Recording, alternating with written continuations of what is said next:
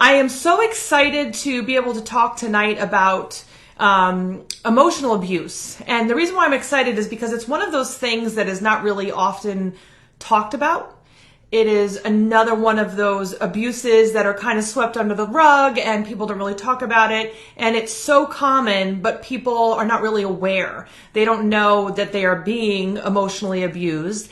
And when they are, they're afraid to tell anyone because emotional abuse doesn't leave physical damage to someone. So it's kind of like this extra divisive thing where it's like, we don't even know, people don't even know that they're being abused. Hi, Chris. Hi, Amanda. And hi, Ginny. I see a bunch of people coming on.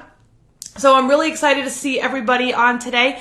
We are going to be going for about 30 minutes. So to kind of just keep that in the back of your mind, I'm going to give you a whole bunch of information that's going to be really helpful for you learning more about emotional abuse and some of the side effects of what happens even after you leave an emotionally abusive relationship, and then some things to keep in mind and how to overcome an emotionally abusive relationship. So like I said, it is going to be about 30 minutes. I'll give a few minutes at the end, maybe one or two questions at the end. And I got a little, something for you for those of you who are looking to get help and support from overcoming these types of relationships. I'm going to offer that to you at the end. So stick around. We got 30 minutes of really great stuff. So who's ready to jump in? Say jump in. Let's hear it. I'm excited to see all the people who are ready. Hey, Danielle, good to see you over here.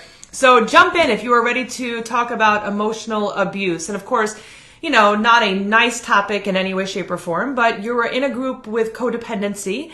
And so you yourself have probably dealt with emotional abuse, or you at least know someone who has. Again, it's one of those things we don't even realize it's going on as we're dealing with it.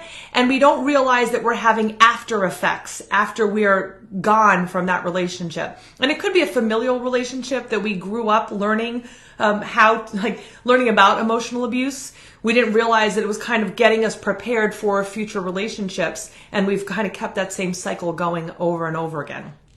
So let's jump in. If you're ready to jump in, just right in there, jump in. We're going to start talking about emotional abuse. So, one of the signs, I'm going to first go through the signs of being in an emotionally abusive relationship. And there's a bunch, these are not limited to just these, but I picked a bunch to be able to kind of talk a little bit more about. And the first one is walking on eggshells. So if you've been in a relationship where you are afraid to disappoint your partner, you're afraid to be who you really are, to say what you want, to say what you need, you are probably in an emotionally abusive relationship. That walking on eggshells where you never know what's coming next. You're always a little bit on edge. You're concerned about your partner being upset.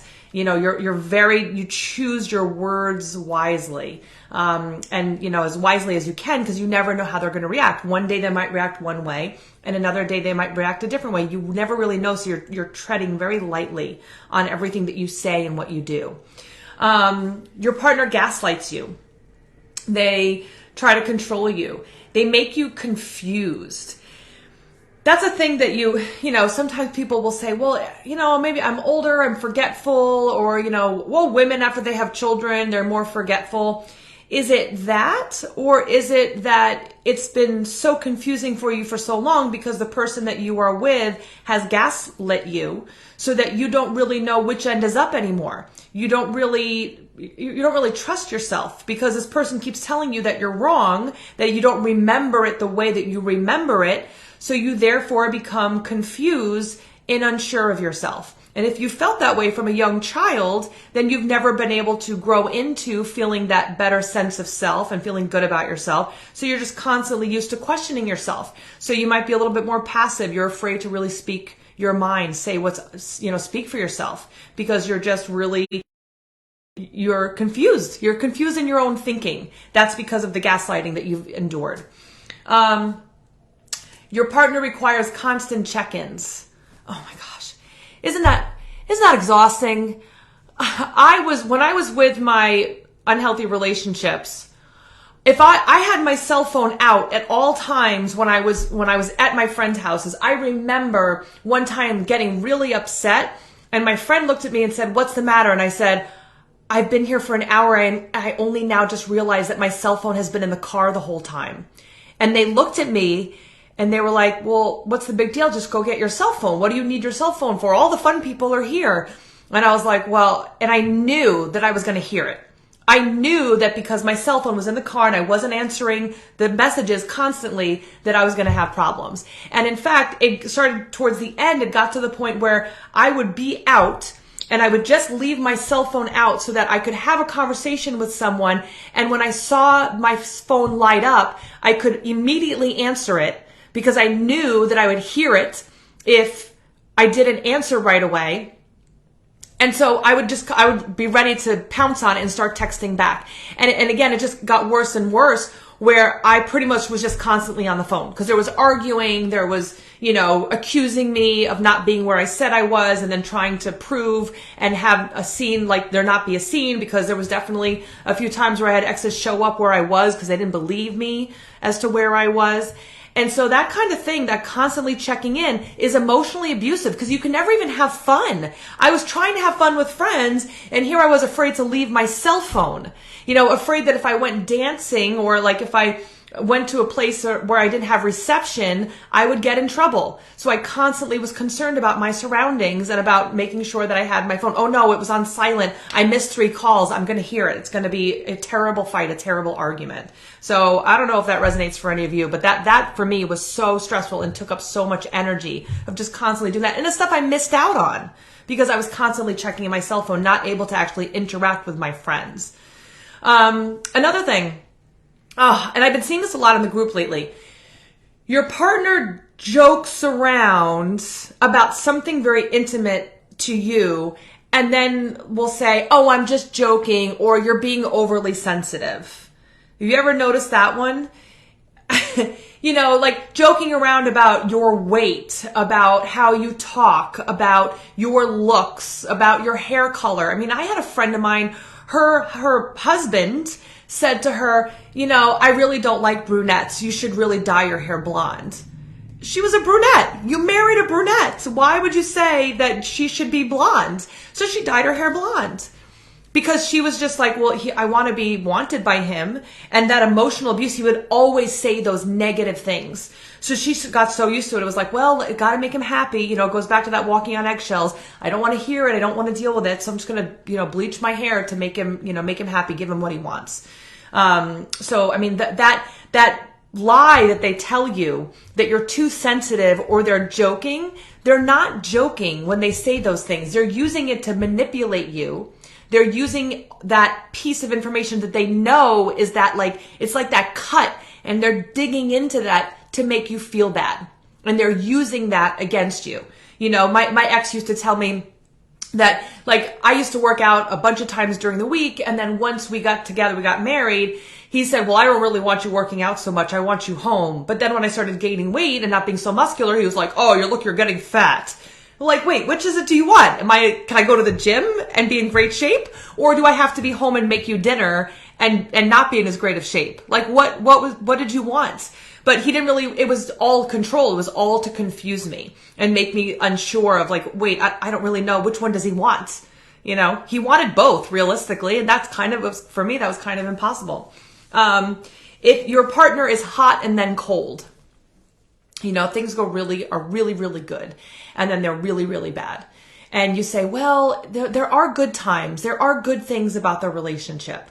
And so you have that niceness, that connection, that good that's there. And then it goes from that to they disappear. They don't respond to you. They give you the cold shoulder.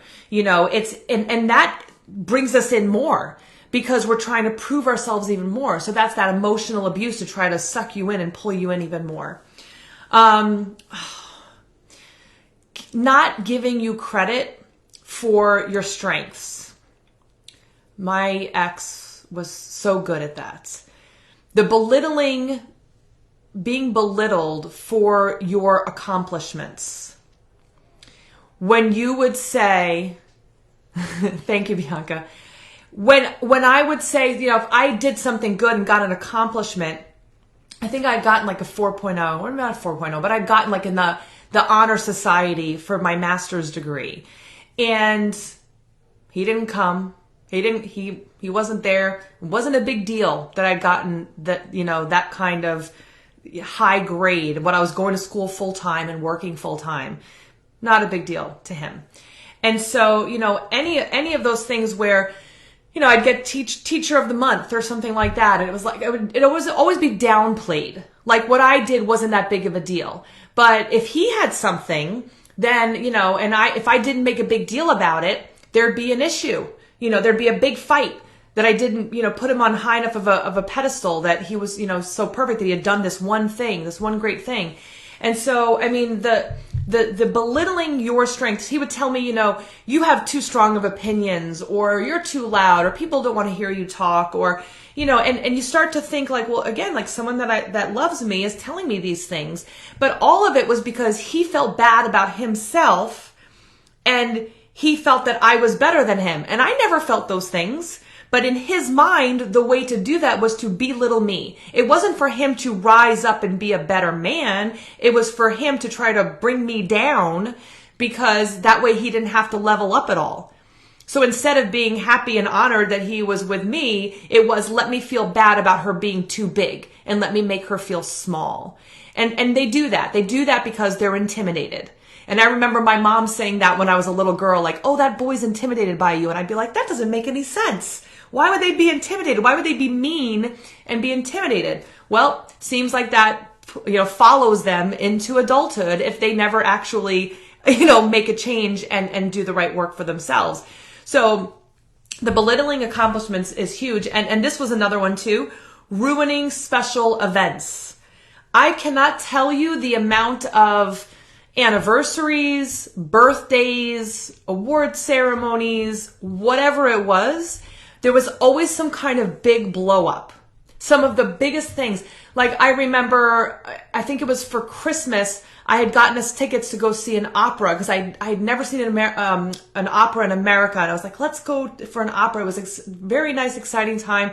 We go to this really nice restaurant. We go to this really nice place. And again, it might even been, I don't know if it was for Christmas, like a Christmas gift to each other or what it was.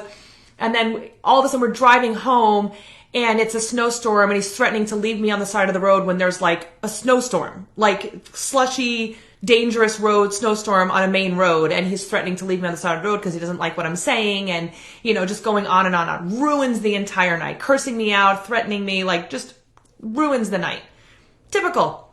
That was what happened. I knew that if there was going to be a special event, there was about a 50-50 chance, maybe sometimes 70-25, being that he was going to ruin that time. So I never knew. Like sometimes he would plan something great and it would actually be great. We'd actually have fun. But I'd be so concerned the whole time that something was going to get screwed up that I wouldn't even have that great of a time because I was waiting for that other shoe to drop.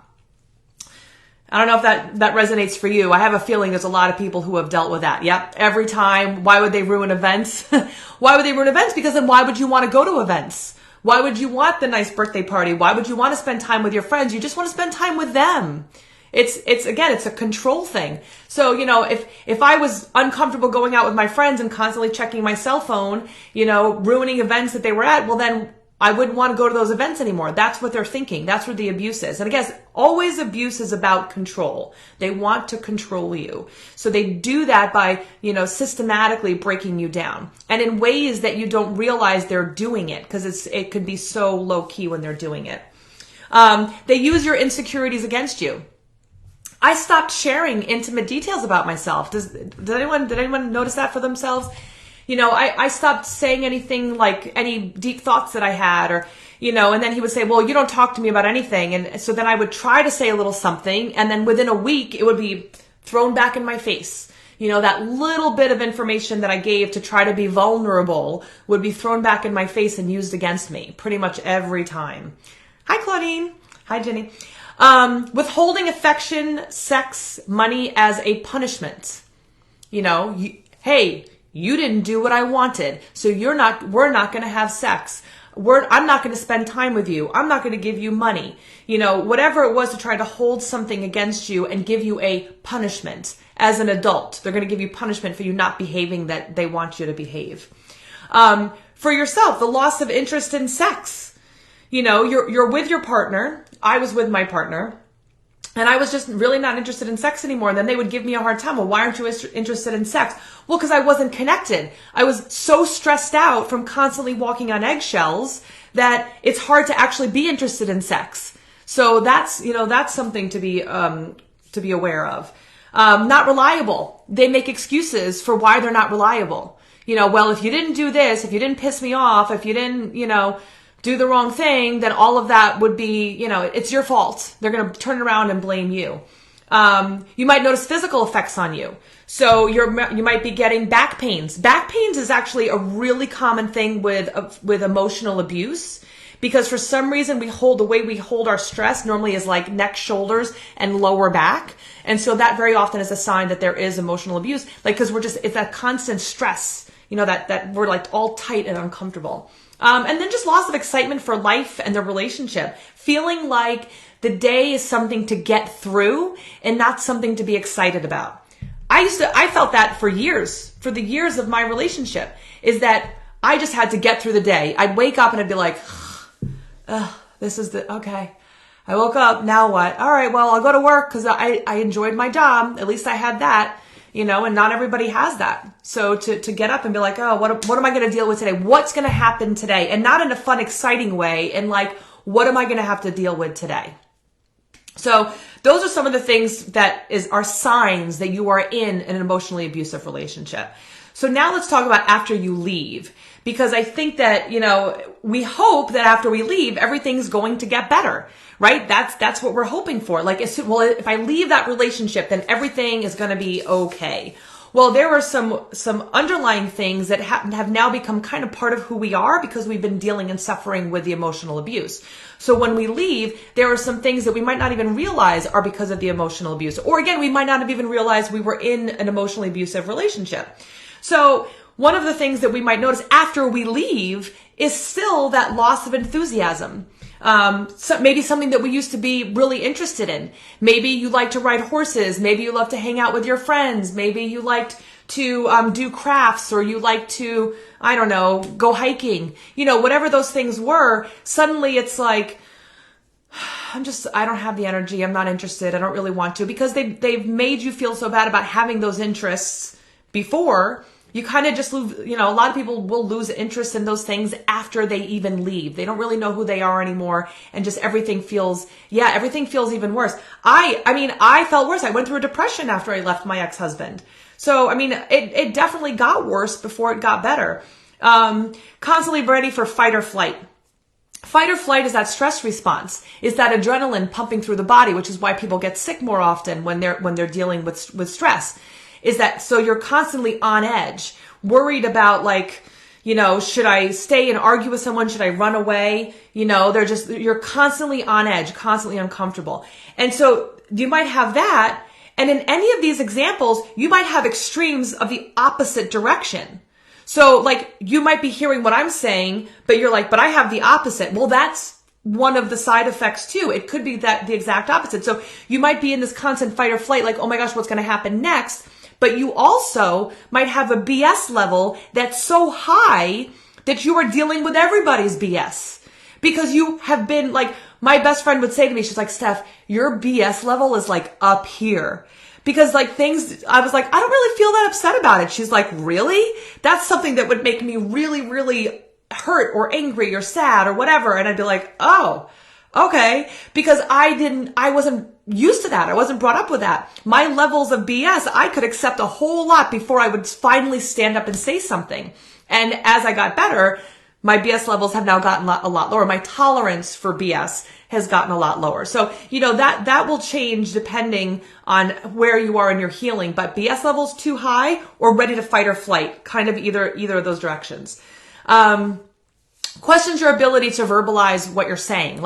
Am I being understood? Did that make sense? Do you know what I'm talking about? So constantly asking those questions to just make sure that the person understands what you're saying. That a lot of times is just a sign that because you've been, emotionally abused, that you don't trust your ability to even make sense, because the person has gaslit you and made you think that things don't make sense, that, you can't trust yourself. So when you say something, you kind of question yourself right away and kind of look for outside approval from somebody else to say that they understood you, because you just really can't verbalize it yourself. Reviewing past events over and over again. So if you're in your head and you're constantly, well, when I said that and he said that or she said that and then this happened and then, well, what if I would have said this differently? Would they have reacted that way? And you're kind of living there. That is another big sign of that constantly living in the what could have been or what should have been different. That's another thing of a side effect. Critical inside voice or your inner voice.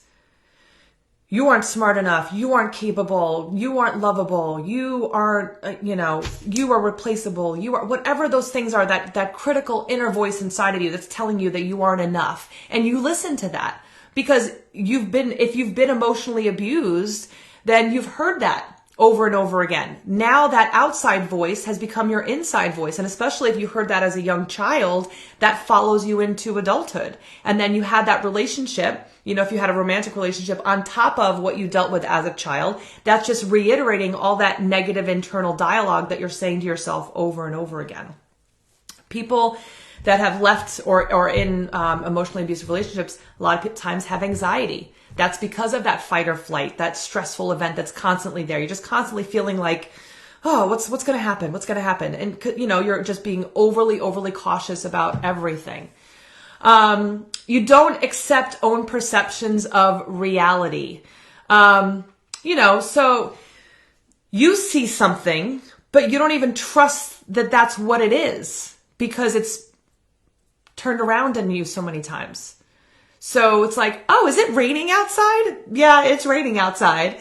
It's hard to even know what's truthful, what's real, like in the real reality, because so often we have been told that what we think and what we believe isn't accurate. So the inability to perceive reality is a side effect. Keep living in some other time. Things will be better once blank. Life will be better. I will be happier when. We can't live happily in the now when we're feeling, and again, it's because of the anxiety. It's from the stress.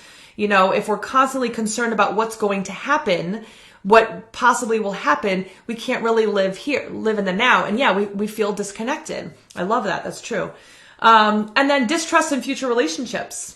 A lot of people in this group, all men are bad, all women are bad, all people, other people are not trustworthy. We can't trust anybody. Nobody can be trusted because that's what we've experienced. Does that mean everybody is untrustworthy? Heck no. But if we believe everyone is untrustworthy, that's who we're going to attract. That's who we're going to find. So, but we think that because of what's happened to us in the past. And then the last thing that I want to talk about is resentment. Having that resentment towards the other person, to live there, to live in that place where we're constantly having resentment for that other person. So instead of moving on in our lives, like we've left that unhealthy relationship, now let's move on. We're living in resentments. We're living in anger towards the other person. So they've already sucked away how much of our life? How much more are we going to allow them to suck away? So, something important to keep in mind. Do we allow them to keep abusing us even once we have left the abusive situation? And very often we do. And we do because of PTSD. We do because of anxiety and depression and stress and, and a lot of other things. So let's talk about healing for a few minutes. We need to make sure that we know that we were in an emotionally abusive relationship, admit that we're having issues from it. And that's okay. It's okay to admit that we went through something terrible and to admit that we need help. We think we've had to try to deal with this by ourselves. So we think we can just figure it out on our own, but we can't because our brain is now kind of like jarbled up where we don't really know what's real and not real. We don't trust ourselves and all that stuff because it's been, it's like we took like a spatula and smushed around our brain, so we don't even really know what's real or not. So it's really important to be able to ask for help. So what are some of the things we need to do? Stop focusing on the other person. Those of you who watched last week, and if you didn't, definitely go and watch last week. I talked about, whether or not it mattered if the person is a narcissist and doing all the research about them. I think that what happens for a lot of people is they focus so much on the other person. So they are constantly researching, the narcissism, the borderline personality, the mental health issues of the other person, what happens when there's childhood trauma for the other person. So they're focusing and spending all of their time on that other person, and they are not focusing on themselves. So we want you, as part of your healing, cut that. And I'm not going to lie, researching it and knowing hey, I'm not crazy. They did some really terrible stuff. They did some really terrible stuff and I can't stand it. That's terrible, whatever. Okay. All right. Now done. We realize that it's not us that's crazy. They're really screwed up. Got it. Okay. Now what? We gotta focus on ourselves. Take all that energy that you've been using to focus on them and how pissed off you are at them and start focusing that on yourself. It is the most important thing you can do is to use that energy for yourself. The next one, stop self-judgment. You have been judging yourself long enough. How has that worked? You are a human being who fell into a relationship with someone, felt love for someone that did not treat your love with the honor that they should have treated it with. They didn't treat you the way that a person who is healthy will treat another person. So being able to say hey, I didn't know. I didn't realize that's what they were doing. They can do it so slowly. And again, if we've been trained from young children, it kind of becomes automatic for us. So when we get into those future relationships, we're already set up for it. And there are people who didn't experience that as a child, and they're so blindsided by this person, being emotionally abusive, that it throws them off the same way. So it can be, again, either extreme. Another thing is to get a therapist if you haven't talked to someone. Get a therapist. Look at your depression and anxiety. That specifically you need a therapist for. If you're noticing depression, if you're having suicidal thoughts, if you are feeling like you can't get out of bed, if you are feeling like everything, like nothing is worth it, or you're having a lot of anxiety over everything, having a therapist that you trust is really important. I had a therapist when I was going through my overcoming hell. I had a therapist, and it was important. It was really important to do that. And then on top of it, throw in a coach. This is what I do, is I help people start to feel the feelings. I have a few of my clients in the group, and that's one of the scary things, right? Feeling the feelings. I'm sure my clients are going to chime in a second, oh yeah, that part's not so fun. It's not so fun. It's not easy to do, because allow ourselves to get angry, allow ourselves to get frustrated, allow ourselves to feel the feelings that I wasted this time, but don't live there. And with a coach, we can help you move past that so you're not living there. Because for all of this time, my bet is that if I asked you to share what you were thinking about yourself, there's a whole bunch of lies in there. And those lies in there are, I am inadequate, I am worthless, it was all my fault, I am unlovable, I am replaceable, I am bad, I am not worthy of someone to love me. Those are the things that, and it might be subconscious, but those are the things that are there. So how do you move past that? You get a coach. You get help. You don't do it on your own, because thinking in your own head or staying in your own head doesn't get the right change to happen, because the thinking that got you here isn't going to be the thinking that gets you out. All right. So what do you think? Was that helpful? Now, I see a whole bunch of questions that are up. I will be able to take one or two questions. I think emotional abuse is so interesting, and I'm just going to give a little plug. This is not my book. My book being Love Shouldn't Hurt, definitely that's a good book to read. But the verbally abusive relationship, and it's backwards for all of you, so I apologize, but the verbally abusive relationship by Patricia Evans, it was one of the books that I read while I was going through my transformation. And, you can see I still refer to it when I'm working with clients, because there's a whole bunch of really great information in here. So I definitely recommend Verbally Abusive Relationship. I don't know how much it costs. $10.95. So it's not, it's not super expensive. Worth it to, if you feel like you've been a verbally abusive, emotionally abusive relationship, definitely worth the buy. And for those of you who are like, you know what, I don't want to read anymore. Because this was great, because it was the first time I was ever like, oh my gosh, they're like saying all my life. like right now, some of you are like, oh, Stephanie, you're saying my life. Well, the same thing with this book.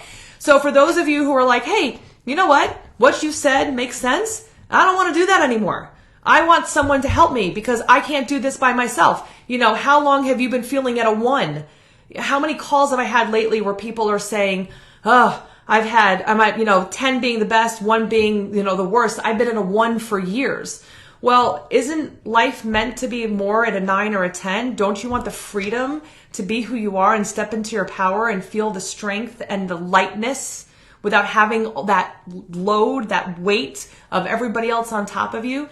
So, I would definitely recommend for anyone who's like, yes, this resonates. I would love to be able to step through this and overcome it because I don't want to waste any more time with this.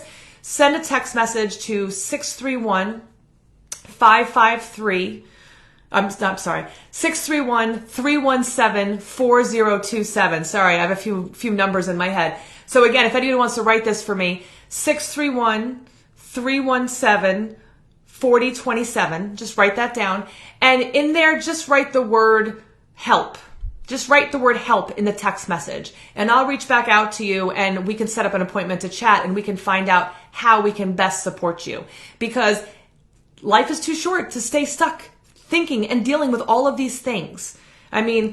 You've tried it before where you've tried to deal with it before. It hasn't worked. So let's work together to move past this so that you can start creating the life that you deserve, which is not living with all the side effects of being in an emotionally abusive relationship. If you're still stuck in that emotionally abusive relationship, let's help you overcome it.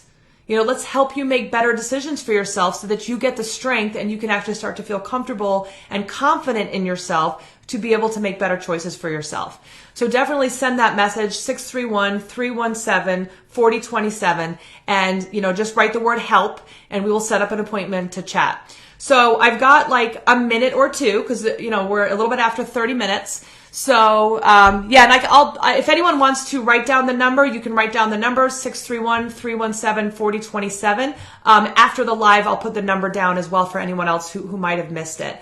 If anybody's watching the replay, make sure that you can still text me for the replay. So, definitely reach out to me. So again, it's 631-317-4027. Yep. Good job, Amanda. Thank you.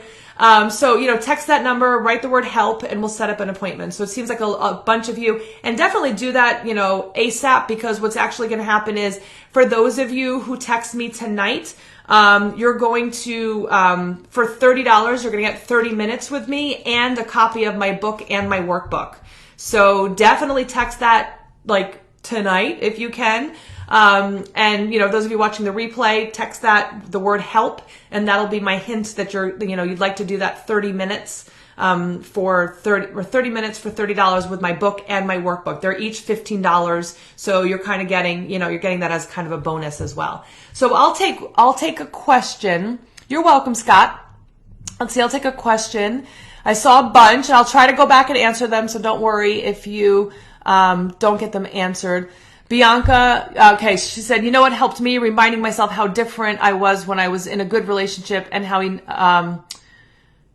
never get to sleep until making sure that I'm right. Well, that's good, Bianca. And then Bianca said, there's no delete button in life. Yeah, and that's really what it is. I think, with COVID and, people being sick, I was in New York and, there's people getting sick around us. I think that there's, and for those who've been following, some of you might be new, but my husband David had been in the hospital, and he had not been feeling very well. He's better. He got home yesterday, so I'm very happy about that. But, I think there's constant reminders for us that we never know what's going to be happening for us. You know, my hope for all of us is we live very long lives being very happy. I mean, who wants to live a really long life being depressed and thinking life sucks every day? I mean, that sounds terrible. My hope for all of you is that you live a long life, prosperous, doing all the wonderful, beautiful things you were put on this earth to do, and that you get to wake up every single day being like, ooh, what's going to happen today? That is way more fun and exciting. That is what life is meant to be. That 9 or the 10, that excitement, that zest for life. And that's really what my hope is for all of you. Okay, so I didn't get to see, I definitely can I write the author of the Verbally Abusive Relationship? I feel like I might have a while ago. I might have to write her again. All right. Well, so I don't really see any questions in the earlier, the most recent comments, but I'd love to hear your takeaways. So all of you who are watching now, what's one takeaway that you got from watching this live? Write it down. I'd love to hear what your takeaway is. And hopefully you can get it in before the end. If not, not a big deal. But I always like to hear what's your one major takeaway from watching this. Thank you, Beth. I'm glad that you enjoyed it. Steve, yes, thank you so much. I'm glad that you enjoyed it as well. So, start writing those takeaways. I'd love to hear your insight as to what you got out of this.